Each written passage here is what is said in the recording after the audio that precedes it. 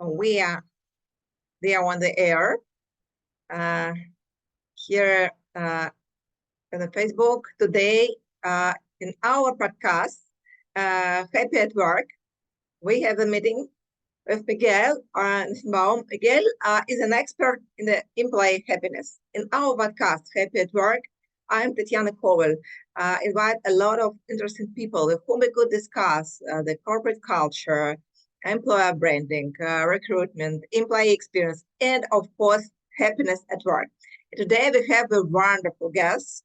I was inspired in the situation that we first time started discussing on LinkedIn about Miguel's experience.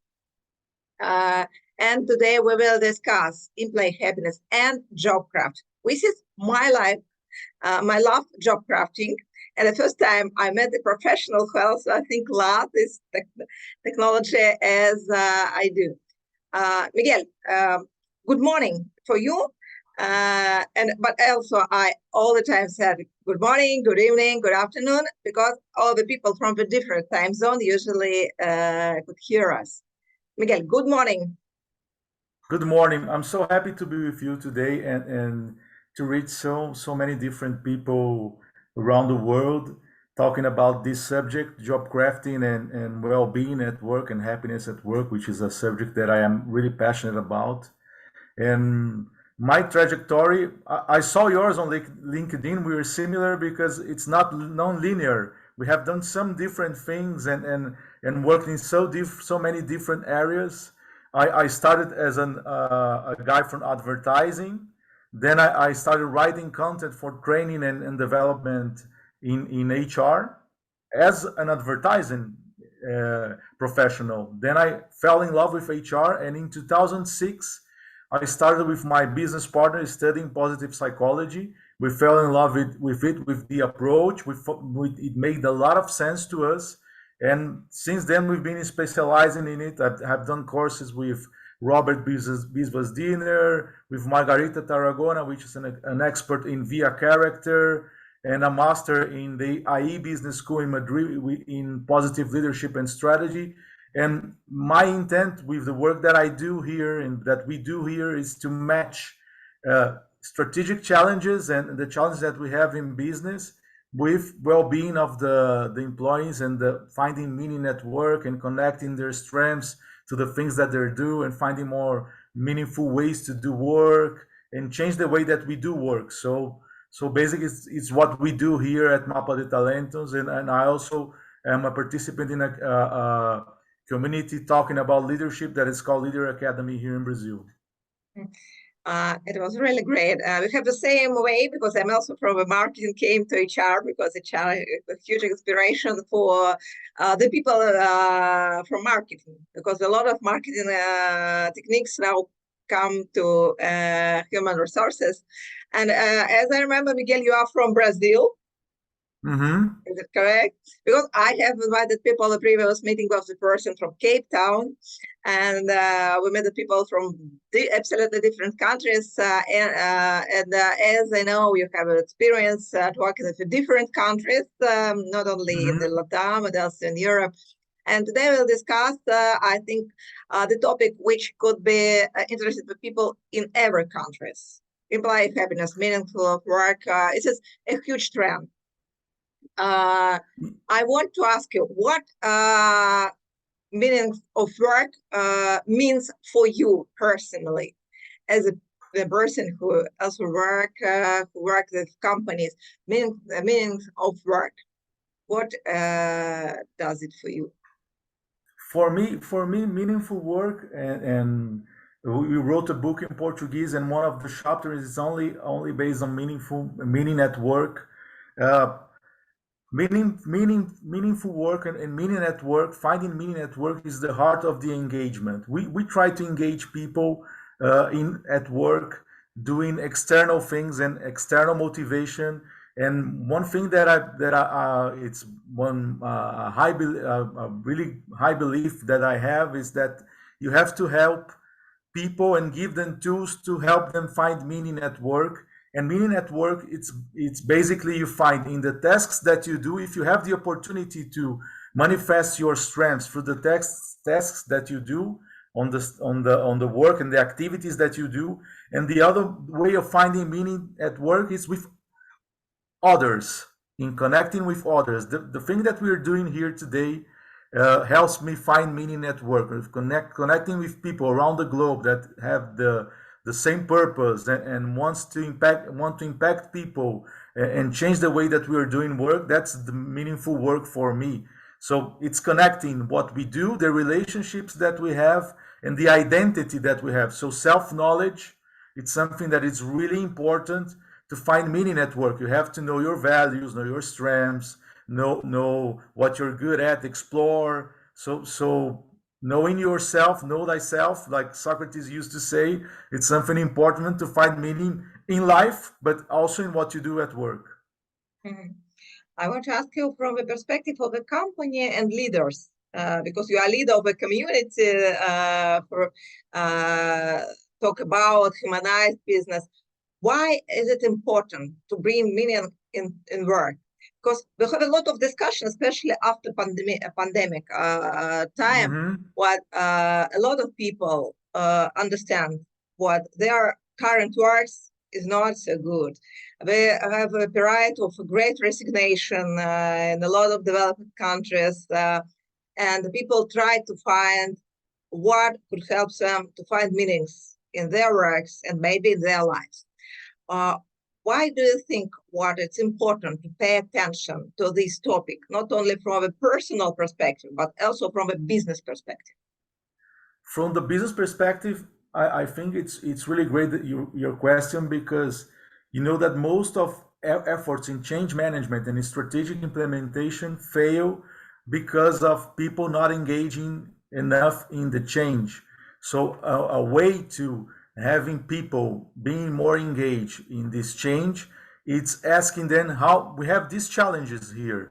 What's your proposal of contribution to these challenges? Which challenges that we have, and each company have a million, thousands of challenges, fits with your strengths. So there's a lot of opportunity to people find meaning in what they do, and it helps the companies respond with more speed to this complex and explanation work that we're living and uncertain times that we live in, and also helps to build psychological safety. That's something that it's good for the company. It's proven to be good to the company. So the times that we are living in of uncertainty and complexity, helping people to be more comfortable in their work and finding meaning, it's a way also to accelerate the responses that we have as an organization in the market. So that's the match, that in finding meaning at work and accelerating and giving a boost in the response of strategic challenges that we have. And we have seen that in companies and people that bring up to the table in their job crafting processes. We'll be talking that in a moment. They bring proposals that are more productive, that bring innovation to the table, that the answers are not only on the leaders or in the board of the company. So the answers of the response of the problems are in our network.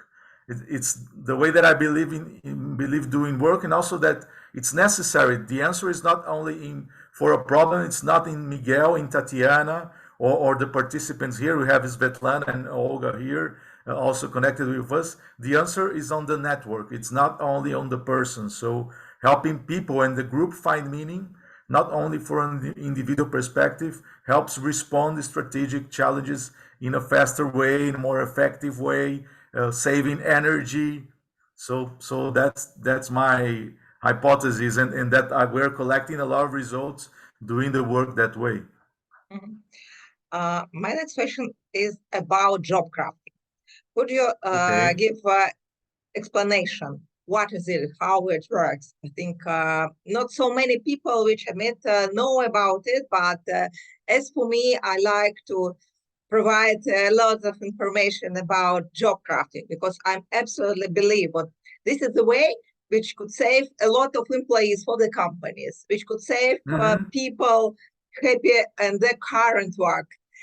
Because if you know how to use it, you could be happy in the place there you are working right now. Could you give an explanation what job crafting is? Well, the term first came to be in a study made by Amy Wernewski and Jay Dutton in 2001. And they were studying, they already knew that people that find meaning at their job were more engaged, were more fulfilled. And they wanted to find how, what is that people do at work that make they find meaning at work. And what they found, it's really interesting that it was independently of your hierarchy, independent of your social class, or the grade of autonomy that you have on the work that you do. A cleaning lady for an hospital might find more meaning at work than an executive. So it's different. So it's really interesting that it's independent, no? And what they found is that people were changing their tasks, their activities. They were adjusting their activities accordingly to what they do, what they like doing, not to their strengths or their values. They were inclusively adding activities that were not on their job description, but they felt that they needed to do their activities to be themselves at work. They were changing the way they relate with people at work. And the most important and most impactful thing is change the perception that you have about your work. It's not only the task that you do or the environment that you're in, but also the impact that your work has on you, on your family, on society. So working these three dimensions that they call task crafting, which is the activities, relational crafting, which is reviewing the relationships, and cognitive crafting. And the last one, it's a journey to change your perception about your work. It's not something that happens from the day to night. You sleep and you change your perception. It's something that you're working on a journey and you change the perception of the impact that you do on your work. Based on that research, they built an exercise and methodology, and we think that job crafting methodology sums up and adds a lot with strength coaching, strength-based coaching, with mindfulness. We're talking about changing perception. So those tools combined are more powerful. Only doing the job crafting based on changing mechanically the activities that I do without a profound reflection has not the same impact than doing the more profound reflection of what I can do, what impact that I want to bring to the world. So that's how it came to be. And in 2013 was the first project that we made, job crafting here in Latin America. And from now on, we have almost 500 people impacted doing the job crafting. We're teaching people also on how to do their job crafting in their companies.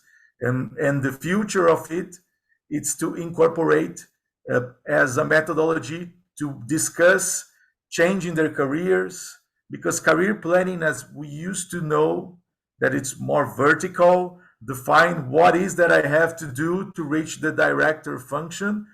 It's not, it was clear 30 years ago. Now everything is unclear. So job crafting helps a lot to set how do I want to contribute in this next year, in this next semester, and discuss with the leaders and the teams and in a more authentic way, and I have ownership of the things that I do in work, and people gain ownership. So that's the difference, the main contribution. I hope I answered to your question. I get a little enthusiastic about it, so we keep going. It's really interesting to discuss it. For me, I want to ask you about this technology, maybe some life hacks, or maybe some ideas, how does it work? From a people perspective, if you, for example, study some particular people, some particular person who will use this technology, and how could it work from the leadership perspective? And if I'm a leader, I also could use this technology to work with my subordinates, because I think sometimes a leader become a coach for their subordinates. It could be a person who would be really interested to engage their team into work. Could you share how is technology your clients maybe use in their lives, as a leaders? Well, first, in the personal perspective, it's to trace and gaining ownership of your career. I think job crafting helps a lot in that sense.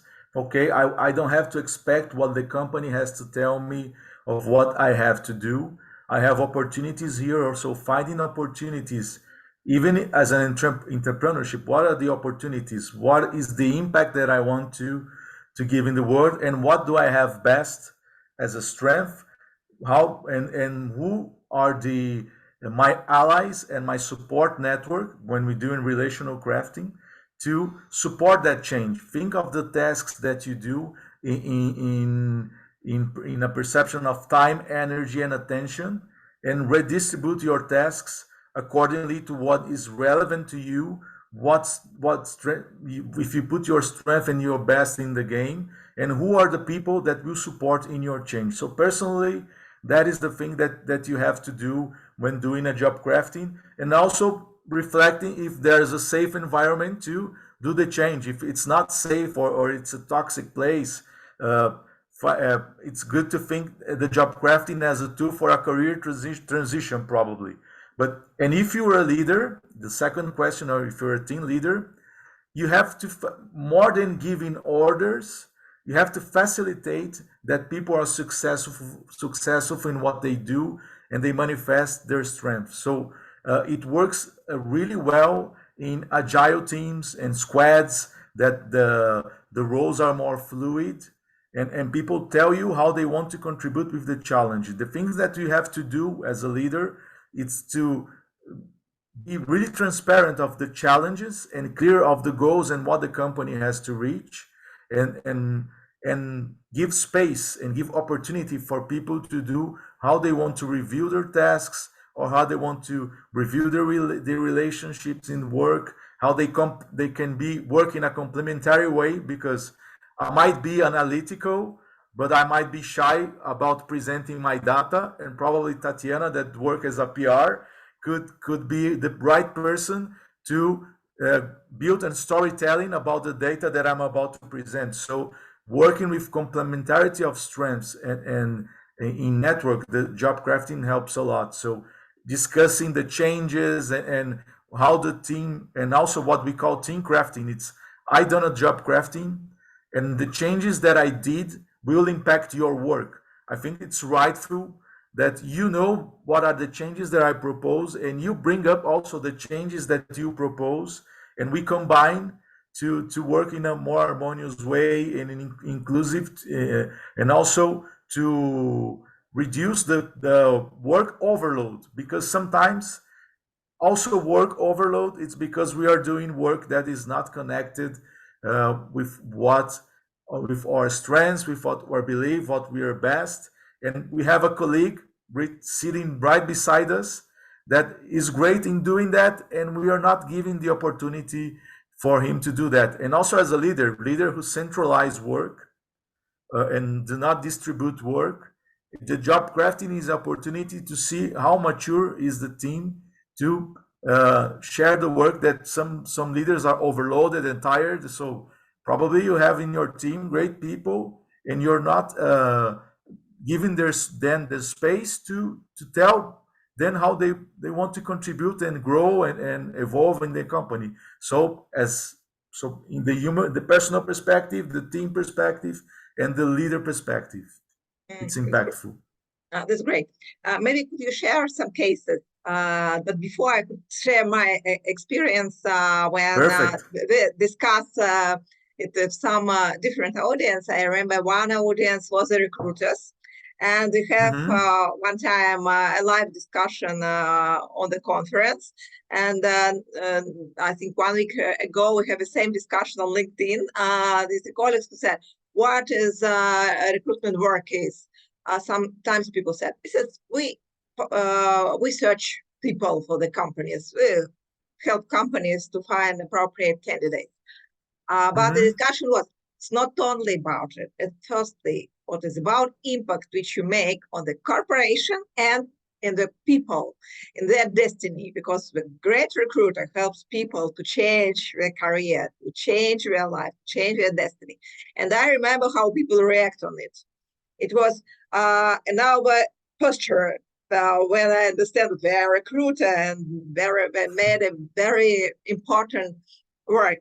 And I remember it also from the different books when the people describe how it influences and the people understand the meaning of their works. Maybe, you know, Adam Grant, who also opened the situation of people know not only get what they want, but also if they give something to the world, it helps them to be more engaged at work.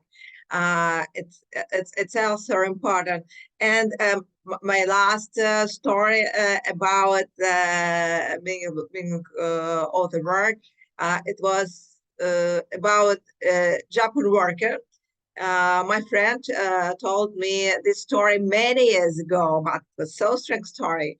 He said, when I was in Japan, I met a person. I had a dinner with him and asked, what is your work? What is your job is? He said, I help Japan economic to be strong. Yes. Why you're a minister or else? No, I'm a driver. I'm a driver who distribute the meal to the workers on different plants. He said, if I could not be at time, it could stop the whole Japan economy. So my job is really, really important. He said it absolutely sure in it.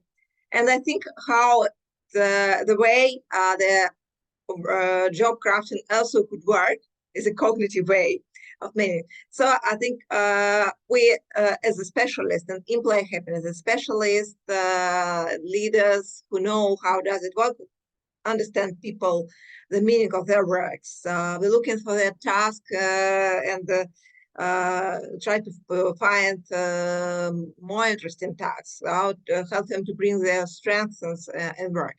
Maybe could you also share your interesting cases from your practice, how you see the changes in people's lives, in their job, maybe after they start to use the job crafting? Okay, one example here in Brazil, and it's not related to the practice that I do, but I know that it's job crafting. There was a mailman, someone that delivered the letters from the post here in Brazil, that used to read poetry for the people that he delivers. He used to write poetry and read poetry for the people that he delivers the letter, and he found meaning on it.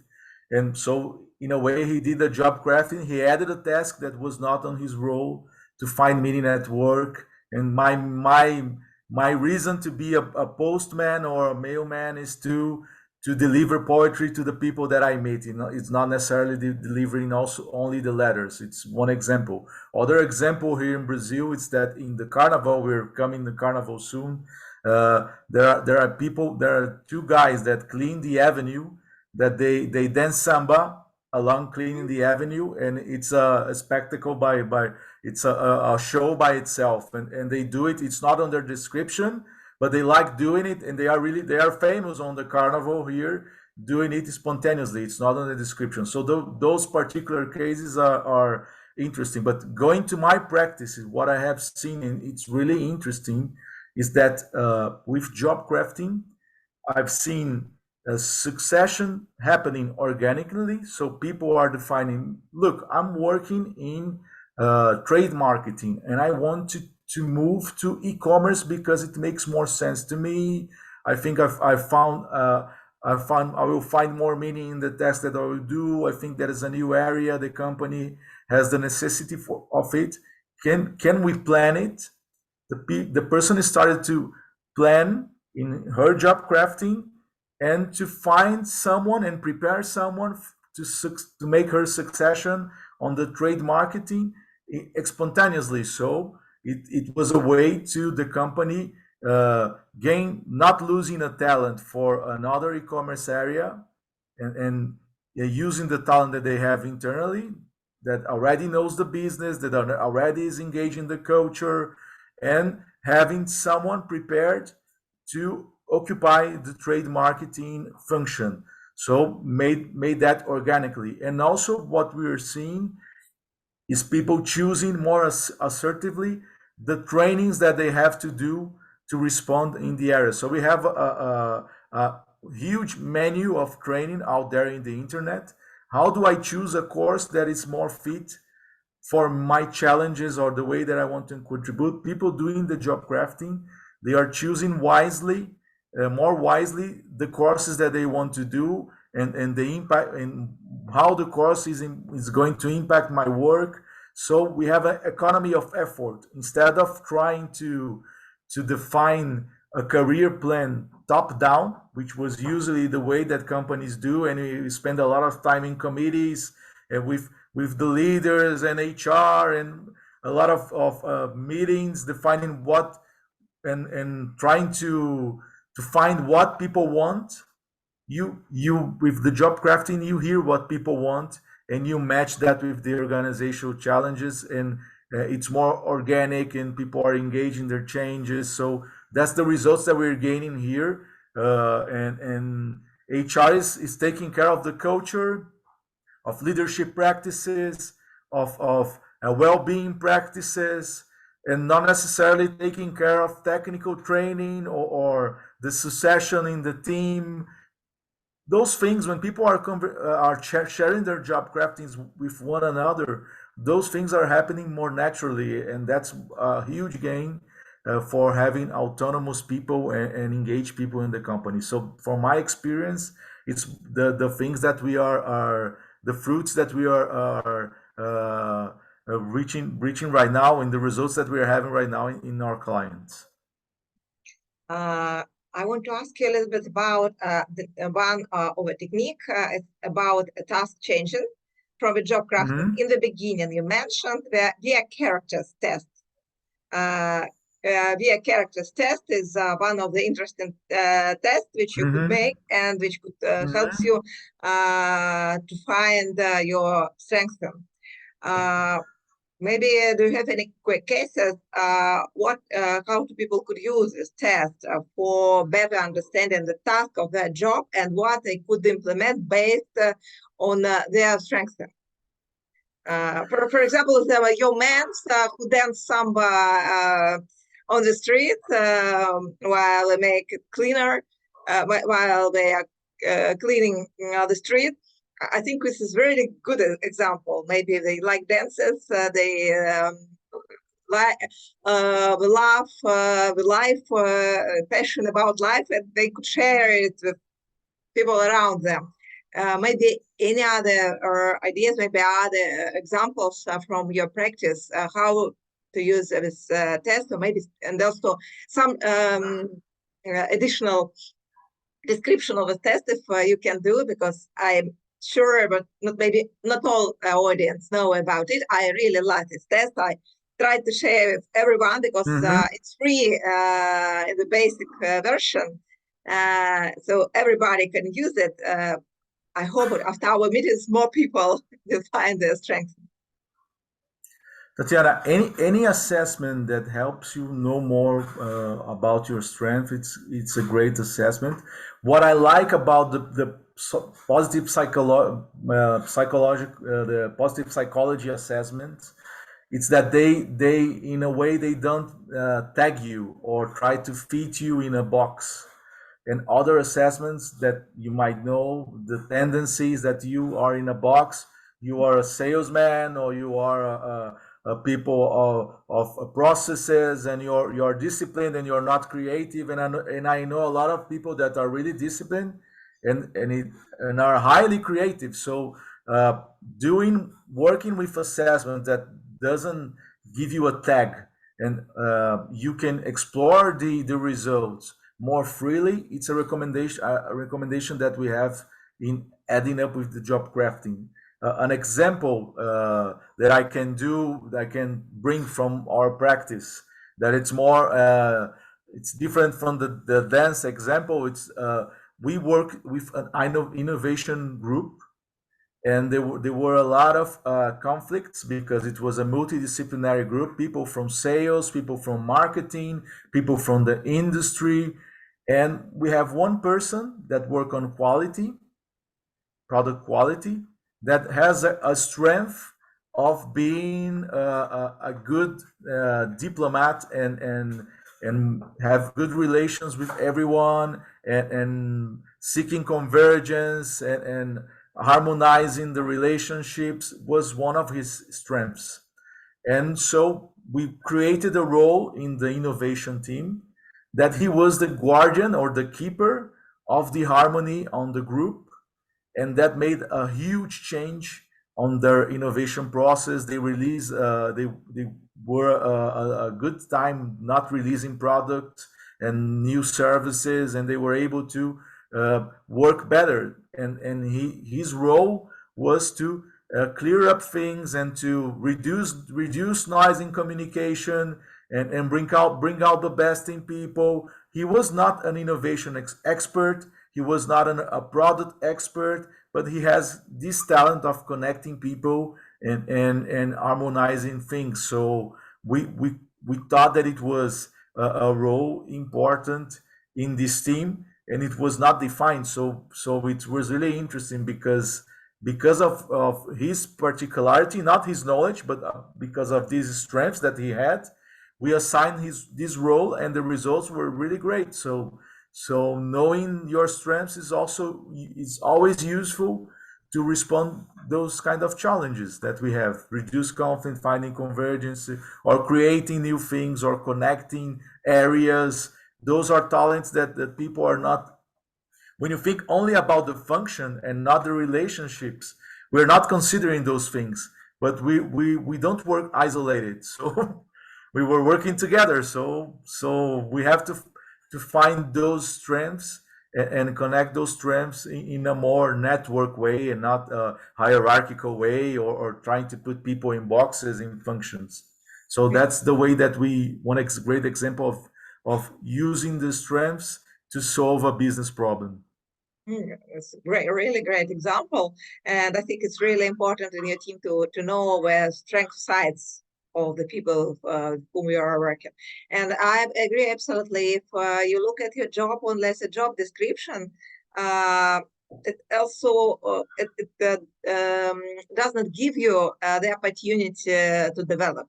But if you know your strength sides, if you know a job crafting, you could look at job, what are you doing? It could helps you to find more opportunity, what you could do another way, or maybe some additional job you can do to make work better, to achieve more productivity, to make people happier.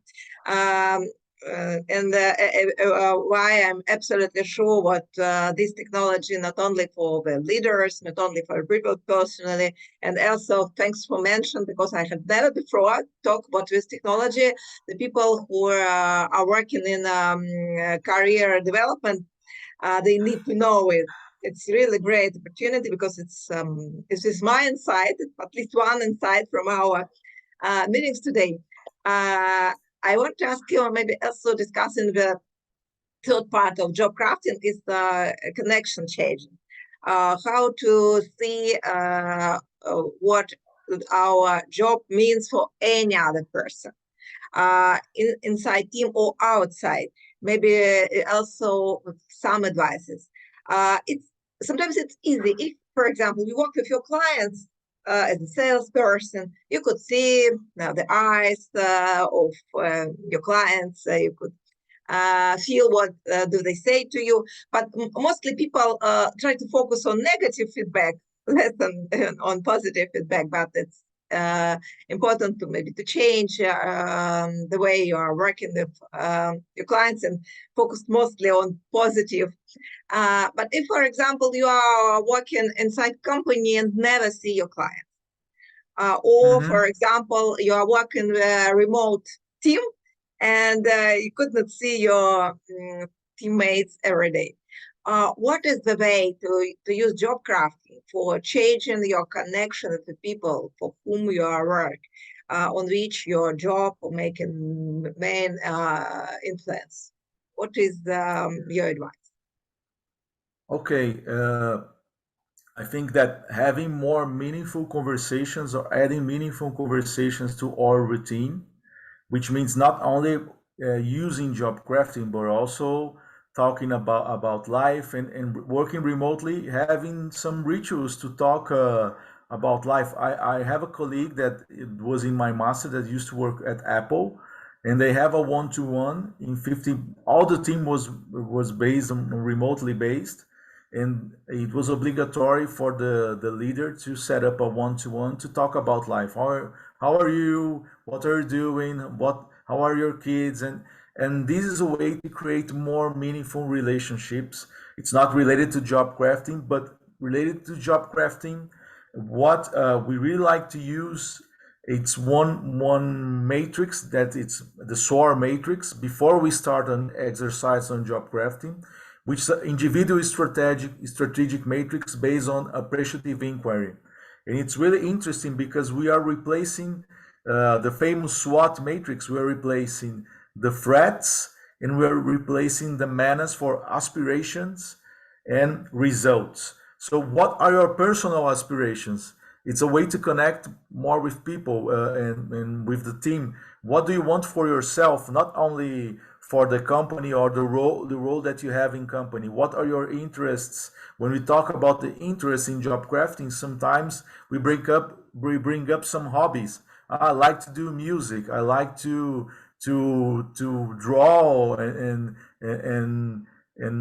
work with art, or I like to do sports. And somehow, also in your hobbies, there are a lot of your strengths. So knowing those things, a way to improve connection and finding more meaningful relationships with the information that is raised by job crafting. That's one of the ways that we see specifically in job crafting to improve the ways. And the perception that you have from your work, it's always an individual exercise, because you're changing the perception of yourself and your work. It's a personal responsibility, but giving the opportunity to those guys that are not connected to the customers to understand what is happening and what are the results, or how the work that they do will impact the customers. It's a role that the leaders have, the company have, the internal branding people, the people from endo marketing have a lot of responsibility in bringing out those stories and the storytelling to people see the impact in what they do on their customers. It's the role that is a shared role, individual role, collective from the leader and also from the company, and being transparent and bringing those informations to the guys that are on a call center or on the plant building in the factory. So that's the way I see it. I think it's great advice. I remember, like, in one cases of the company, it's a company called this company helps people to decide some of their problems. They understand what people in the call center, Mm-hmm. and people in IT that don't understand which impact they made on their customers' life, and we try to collect these stories. So, great idea, great advice. I have one more question. I think one of the last questions I want to ask you, not about technology, but about your community, Humanized Leadership Community. Could you tell a little bit? Because I hope that after our podcast, the people decided to follow you at LinkedIn. I hope you're open to a new connection from the people worldwide. I think maybe they could be interested to know more about your community, Humanized Leadership. Would you tell a little bit about it? It was really funny what happened, because during the pandemic, we had a group of experts that study well-being at work, and we joined and created a WhatsApp group, and started to chat every Monday morning. We were in isolation. We were and we couldn't go out on the streets, and we tried, what can we do to help people know more about this subject. And one of the guys there had started a community, on Instagram, a profile on Instagram, and also a portal where people can collaborate with articles about this subject. And then he told us, look, I'm doing another things, I have another challenges, and I would like to offer for the guys here in the group who like to take responsibility on this community. And so that is how it came to be. We are 35,000 in Instagram, in Brazil mainly, because we work in Portuguese, and growing on LinkedIn, and doing some also consulting projects with consultants that are partners. So it's really different because normally the consultant market is highly competitive and not cooperative. And we have people from different consulting companies that are cooperating not only in the community but also in projects, working together. So I think that collaboration is one of the most disruptive technologies that we have, and yet one of the hardest technologies to implement in any case, in society, in companies, in families. So we're doing great in that. I hope I could become a part of your community, and if you don't mind, you could share the links to your Instagram and Of LinkedIn course. in our podcast, and people could find you and find your community and become a part of your community, especially Portuguese speaking people.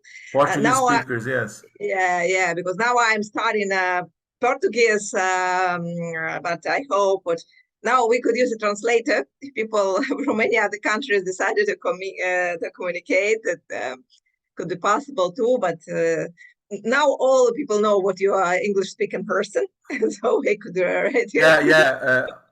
I also speak French and Spanish, so But yeah, I was if, impressed, but at least as I understand, 4 languages, the most European languages.